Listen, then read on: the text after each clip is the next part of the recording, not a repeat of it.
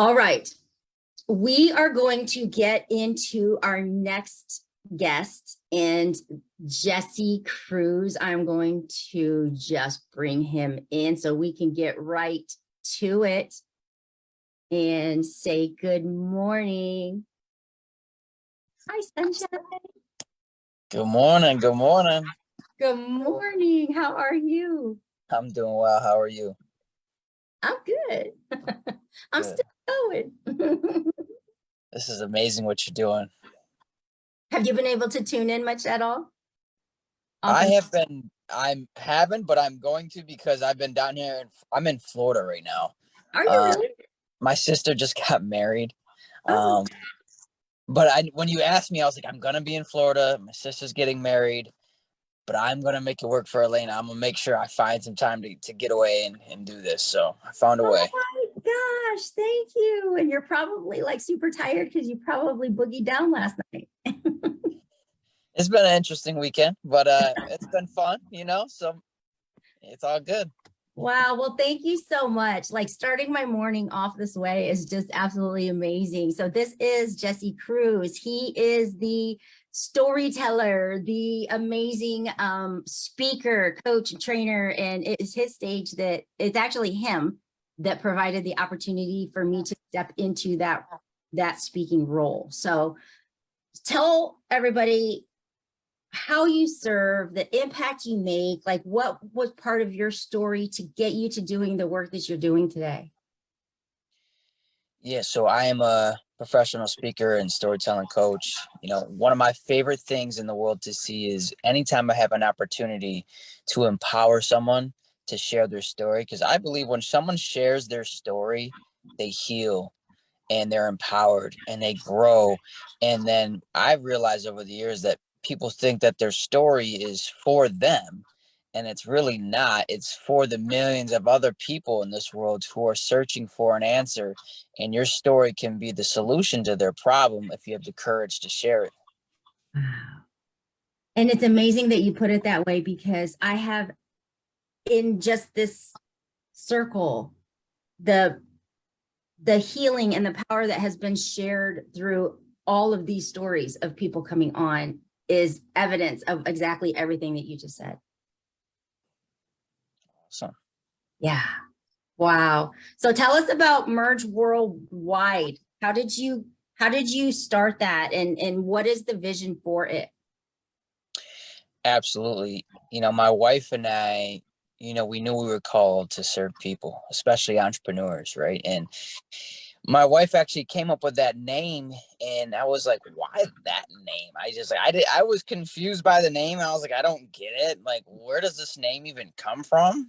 And, she talked to me more about it, and she's like, well, especially with what we all dealt with over the past 2 years as an entire society, is that people were so isolated and divided, and we wanted to bring people back together in alignment, and she's like, I want people to merge back together to become that sense of community, have that sense of unity, and I want to do this all over the world. And I was like, sounds good to me, let's make it happen. That's going to be the name. So that's how the name came about. And it was really cool. Like, and then my daughter, she actually created the logo like on a piece of paper, and we're like, let's do it. This is going to be a family thing, because we really want to empower our children to see the importance of empowering people to heal and to grow and to connect and be in a room with amazing people. I love that. Go Desiree, Merge Worldwide, right? And even just the fact that you've brought your kids into it. And I can witness this, like speaking on your stage in Niagara Falls, 2-day event, amazing experience, but your kids were part of it. Like you were a family unit, and that was beautiful. Yeah, it was we were like so excited about it, and it was such an amazing experience for everybody in the room. But when I get to see, my girls back there, and they're like with a smile on their face, and they were impacted by the people, I'm like, this is what it's about, because if we go out and impact the whole world and we forget to impact the girls in our home, then we got it backwards, and we need to stop doing what we're doing immediately. Yes, you nailed it right there. So what do you tell people? Because you had to reach out to me, right? You had to reach out and say, you need to start sharing. And even though I was writing, I wasn't quite sharing, speaking it out. What do you tell somebody that's really trapped inside out of fear of sharing their story? How do you break people into that space? Or can you, do you just let it happen? Well, the person needs to be in a position to receive that conversation, right? Not everybody is in a state of where they're ready to heal. I truly believe that healing is an intentional choice that people make. I don't think it happens by accident. And I would tell that person that you need to put yourself in an environment that supports that healing. People try to heal in isolation. You can't do it. You need to be around people who support you. And I would tell that person, seek some professional help. I'm all for counseling and therapy. I think that's a thing that most people should at least explore at least once in their life. And then having, family members and friends who are going to encourage you along the journey. And what that does, that provides that person to get in a right state of mind to have the courage to share. So there's a few things that need to happen before a person shares their story, especially if it was very painful. Yes. And we saw yesterday, and this just like kind of helped me tap into when you say power, like the healing, the power of sharing your story. We had a guest yesterday that wanted to pre-record because she wasn't comfortable, right? And so as she was watching everyone else speak, she messaged me and said, I didn't say this and I didn't say this. And I said, why don't you come on? And so she just ended up coming on, and it took her way out of her comfort zone, but she was so ready. But she got ready by hearing everyone else share their story. And so it is amazing at the work that you do, even though you didn't touch her, through you, through me, by me doing this, her life has changed. And I can't say I would be doing this had I not done your thing. Well, I'm glad that you came out, because obviously you rocked the stage and did an amazing job. And I love seeing all the amazing things that you just continue to do to inspire people. Yeah. So what's next for you? Like what do you have coming up? What do you see for Merge Worldwide? Well, we have pretty cool things coming down the pipeline. I haven't really shared, but I'll share it with you because you asked. Okay, yeah, you heard it here first. So we have a few things.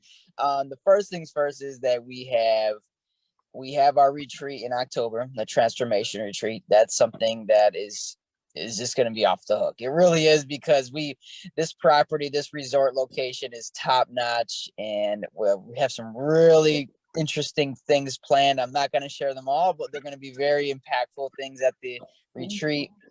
Then we have a project I've been working on with my daughters, actually. We actually wrote a children's book together.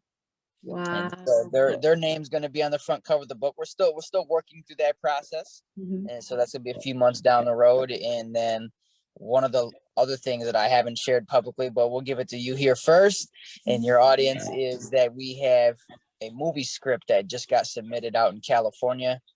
We took the contents of the second book and got with a scriptwriter and a team and working on turning it into a movie. So the book content is going to turn into a movie. So we're going through that process now. Oh my goodness. Congratulations. That is, wow. Yeah, you heard it here, folks. No, congratulations. Did that come, was that divine purpose all in motion? Like, how did that come to be? I mean, you can share how much you want or not, but it's like, how did that evolve? I've noticed that a lot of the good ideas I get are not because I'm that smart. It's just the truth. It's these good. I've learned that any good idea I've ever had came from God, not me, because I'm like, first of all, I'm not smart enough to think of this on my own, so it must be from somewhere else. Right. So God put that on my heart back in like 2018, and I was like, a movie script. Well, first of all, I know nothing about the movie industry. I don't know how to write a script. It's kind of freaking weird. So, but I was like, you know what? I'm going to go through with it. And you know, what's crazy is like when you try to work outside of your gift, you end up stressed. And that's exactly what happened with this process. I knew that the movie script was going to be a part of it. But what I did was I tried to write the movie script. So I wrote the movie script by myself. And I was like, this isn't my calling. It's just not my thing. And I've written books. That's something I know how to do very well. But a script, it's just not my thing, right? And so I did it, and I was like, you know what? This isn't for me. And I'm just frustrated and I'm stressed out. I'm getting burned out trying to do all this. And, I've realized when God gives you a dream, he's going to give you the people to make the dream come true. I was talking with one of my close friends, and he said his dad has been writing scripts for like 20 years. And I was like, what? Oh. I was like, I need your dad's phone number. So he gave me his dad's phone number. We got on the phone. I said, can you help me out? Can we make this happen? He said, absolutely, let's do it. And then it happened. But I was trying to do it all on my own, and just wasn't. I was failing over and over and over again. I was like, man, maybe I misheard what God said. Maybe I just misinterpreted it. But it was just that it was the trust to be obedient, to be so humble enough, because I was trying to be arrogant, like, yeah, I can do this. But it's like, I felt like I was humbled in that situation. But like, no, Jesse, you don't got this, and you need other people's help to make this dream a reality. Yes. Wow. And so this was a friend of yours whose dad does this? Yes. And all of this time you never knew this? Like I had known him. I had never known his dad wrote scripts. It was so weird. Yeah. That is amazing. Wow. And yeah, I mean, that just blows my mind, because it's like, how close are those impacts, like those people that can make that difference? But you obviously needed that help.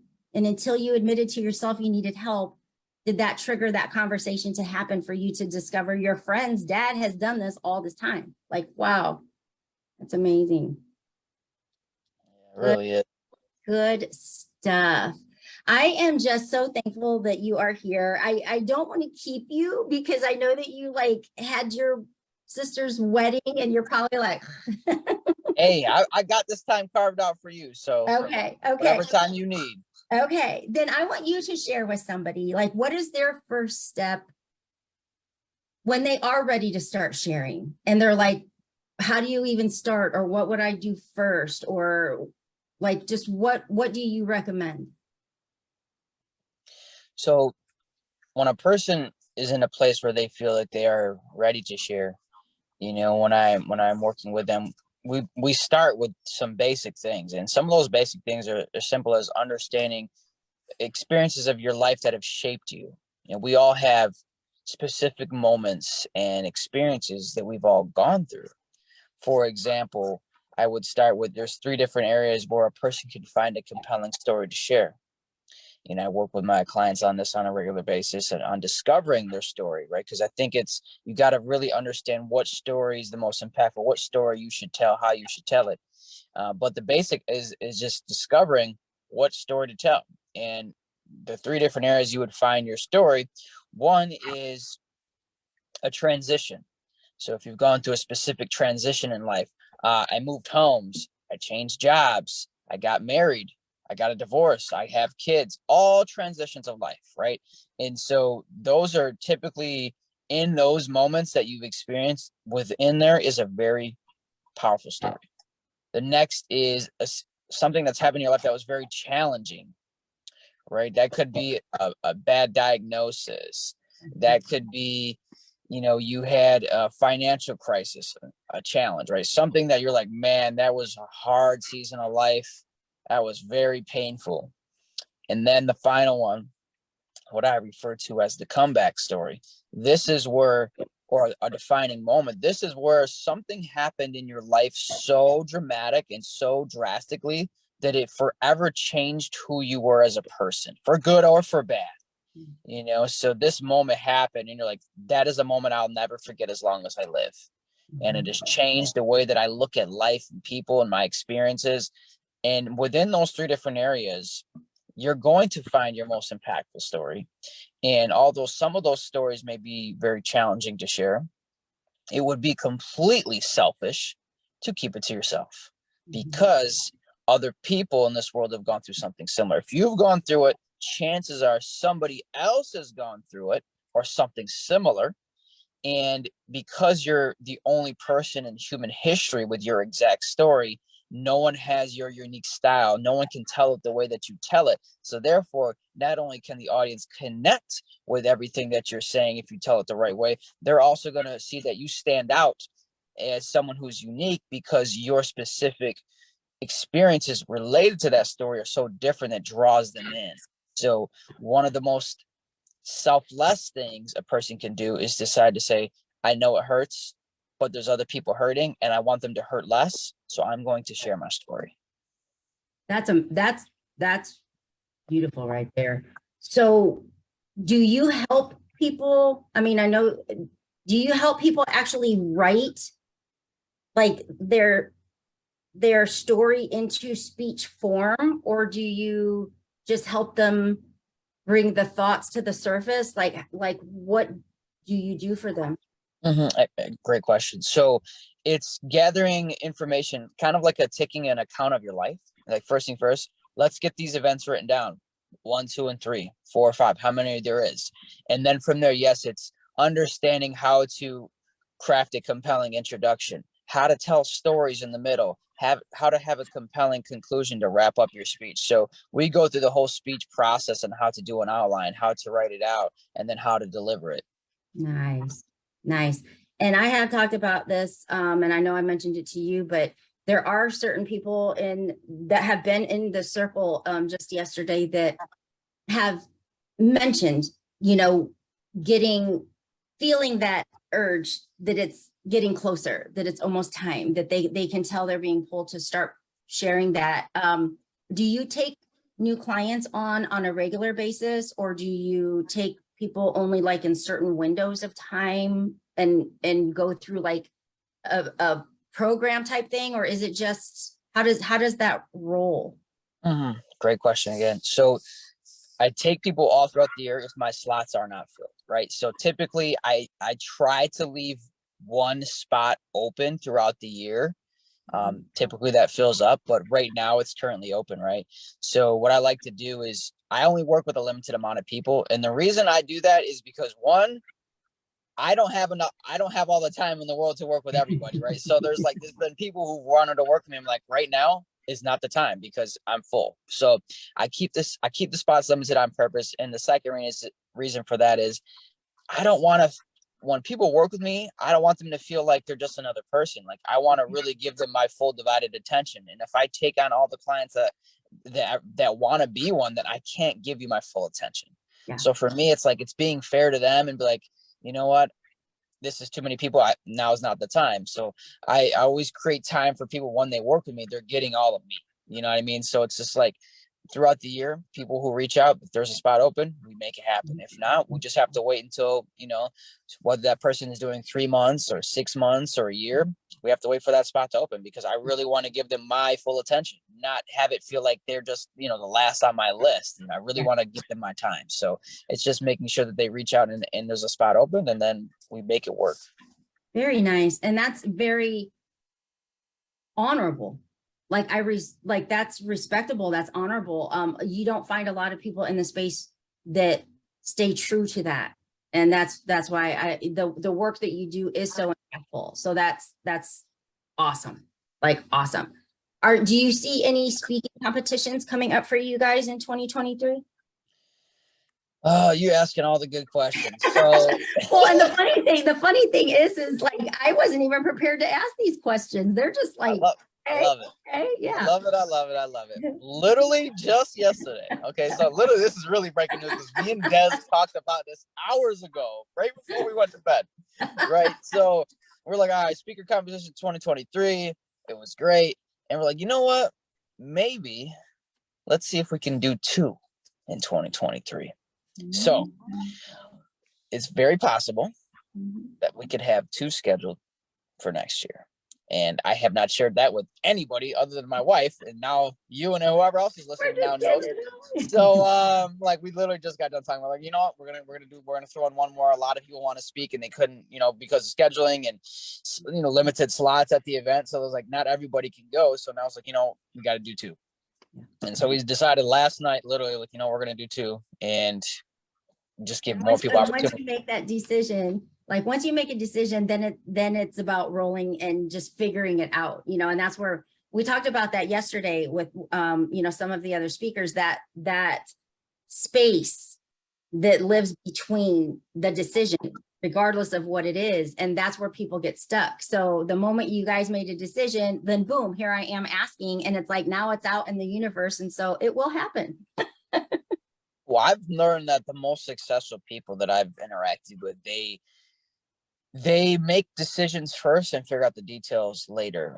People who are struggling and stressed out, they try to have every single detail, all the information, and then eventually at some point they make a decision, which the only thing that does is that causes more stress and delays your success. So the quicker you make the decision, the more likelihood it's going to happen, and you can always figure out the rest of the details later. Yeah. Love it. I absolutely love it. You have shared so many of the good things with us. One last thing to elaborate on is we're here talking about hope and inspiration, right? What do you feel your piece, your experience that has brought you here to create your story? What can you share through that for someone that is tuning in, that is just feeling low about where they are right now? What can you share to give them a little bit of hope and a little bit of inspiration, because you know what happens on the other side? What can you share with them this morning? I would say allow yourself to feel whatever you're feeling.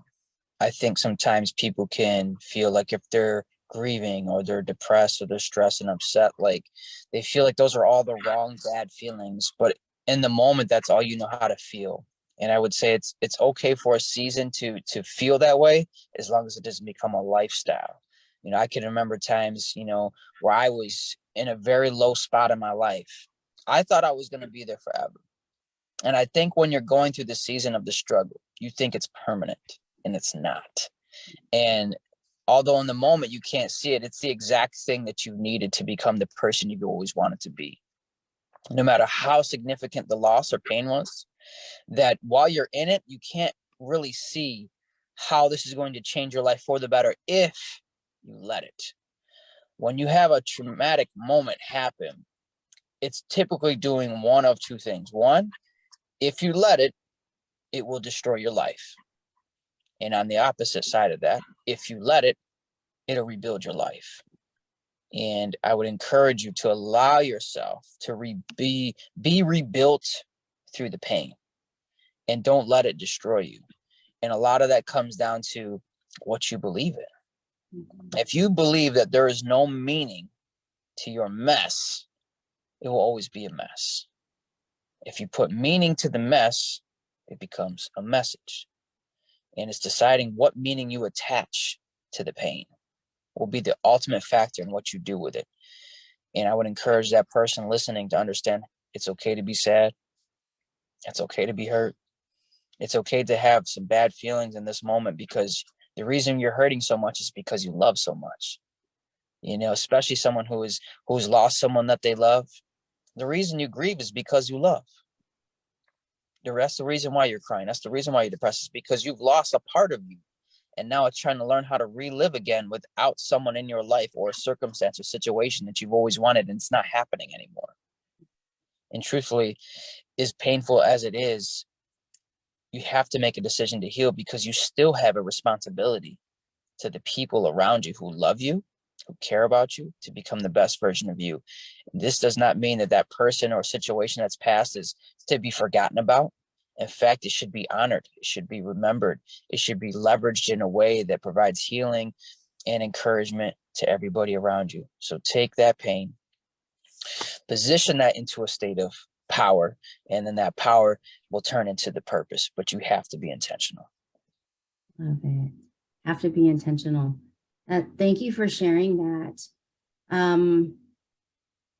If anyone were interested in that transformational retreat you have going on, is there still space for anybody to contact you about it? Yeah, so we have, I think, 4 spots left as of today. So we do have some availability, and it would just be reaching out to me, whether that's on Facebook or Instagram, anywhere on the social media platform I'm on. So just reaching out.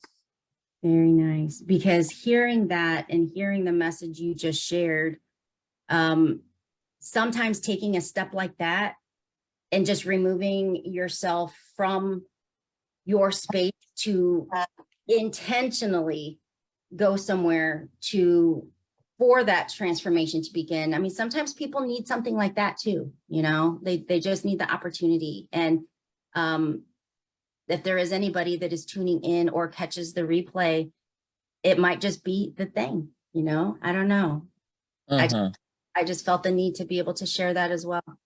And what I would add to that is this is something that can help people. This is a very practical strategy that people can use to help someone. You know, when you're hurting yourself, what I've learned to help is if I'm going through a difficult season of my life, if you make it objectively and try to look at it from somebody else's perspective, it helps dramatically. So for example, if I'm going through a very hard time and then I ask myself, Jesse, what would you say to one of your best friends who is going through this? I can help that person better, and then I can help myself better. Because when it's your own pain, you're so emotionally attached to it, it's hard to see it from a bird's eye point of view, right? But if you kind of remove yourself and say, you know, Jesse, what would you say to this person, which is, even though it's me, what would you say to a person who is going through something similar to you? And I kind of get retracted and like, you know what, this is what I would say. So that's the thing that I got to say to myself. What would you help this person do? Okay, then I need to go do that myself. So it's just removing yourself from the situation so you can see objectively and help yourself through that process, and then empowers you to help other people. That is huge. That's a huge piece right there, because it is so true. Like, you know, we talk about in the space of you can't read the label when you're in the bottle, and, you know, like all of those things, but you never think to equate those to your moments of pain. You think you're just in it and you're going to be in it and it's going to always be, but to see it from that perspective, you would give somebody advice probably different than you're taking yourself. Right. And so to look at it from that angle, that's powerful. People need to like take note of that one. Thank you for sharing. It has really been great to have you on. Like, I like to start my morning. I feel like I am energized and I'm ready to go, and this is all good again. But I just love you. I just respect and honor you. And I want to share that here. You know, there are very few people that you recognize that God placed in your life for a reason. And you are one in my life. And I'm just thankful to you. I'm thankful for your friendship, but I'm thankful for your heart. But the impact that you have made in my life, thank you for that. Well, thank you. Every time I talk with you, I'm always encouraged. Every time I hear you speak, I'm definitely inspired.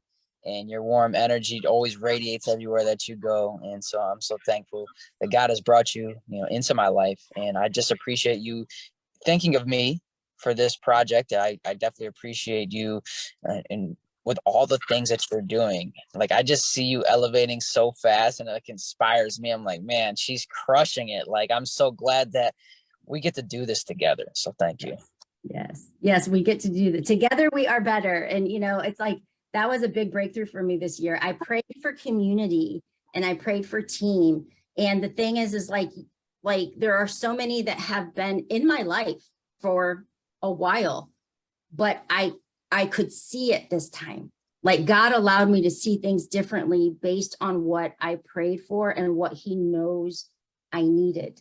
And here we are. So I appreciate it. Thank you so much for tuning in from Florida. I had no idea. That's hilarious. All good. It's all good. I got to support you there. How long are you going to be there? We are leaving tomorrow. So tomorrow, bright and early, we are heading back. Okay, well, safe travels and thanks again for showing up while you're Yes, thank you. vacation. All right, thanks, Jesse. See ya. We'll see you.